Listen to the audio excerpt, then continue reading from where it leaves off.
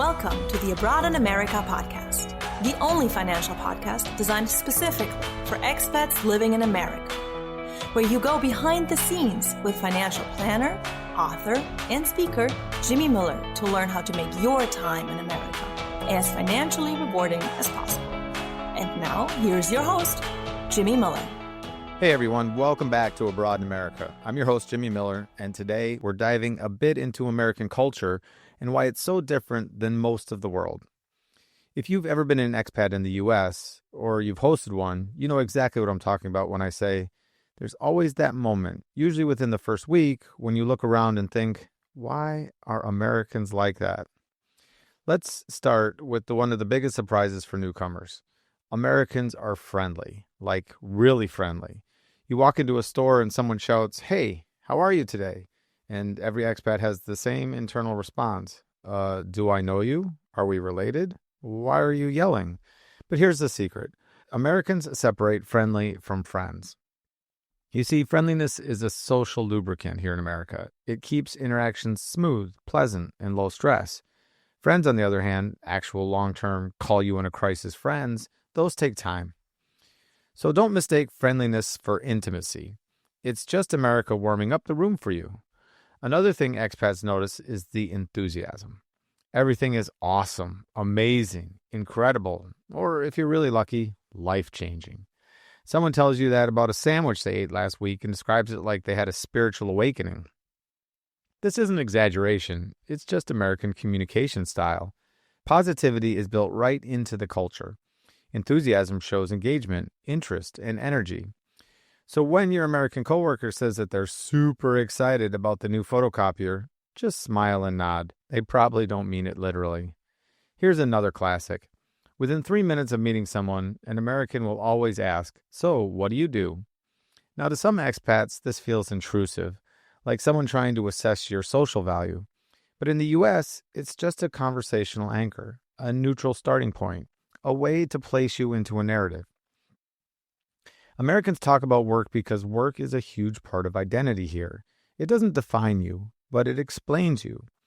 Think of it as the American version of small talk. Instead of weather, it's LinkedIn. Now, let's talk about food. Americans don't just eat, they supersize. A small drink? Well, that's a medium in most countries. A medium? Well, that's a large. And a large? Well, that's illegal in several European countries. And it's not just food. Cars, roads, stores, houses, everything is bigger. The U.S. is built around space. Wide highways, huge supermarkets, giant parking lots. It shapes how people live, commute, shop, and even socialize. If you grew up somewhere where space was limited, America feels like a country designed by someone who just kept clicking, increase size by 20%, increase size by 20%. Although this takes some time to get used to, I find that most expats in America come to like this aspect of our culture and eventually fully embrace it. Here's another thing you find Americans doing all the time, and this is something subtle though. Americans apologize a lot. They say sorry even when you step on their foot. They say excuse me just for walking past you. And they say things like have a great day even if it's 11 p.m. at night. It's not a literal apology. It's politeness with a smiley face emoji built in. American politeness is more about keeping the vibes pleasant than expressing deep sincerity. Once you understand that better, everything starts to click. Culture shock is real, and America is full of quirks that make newcomers scratch their heads. The enthusiastic greetings, the giant coffees, the small talk about work, the apologizing, and the bigness of everything. But here's the fun part. You probably came to America to experience a different culture and a way of living as much as you came for the job and the opportunities.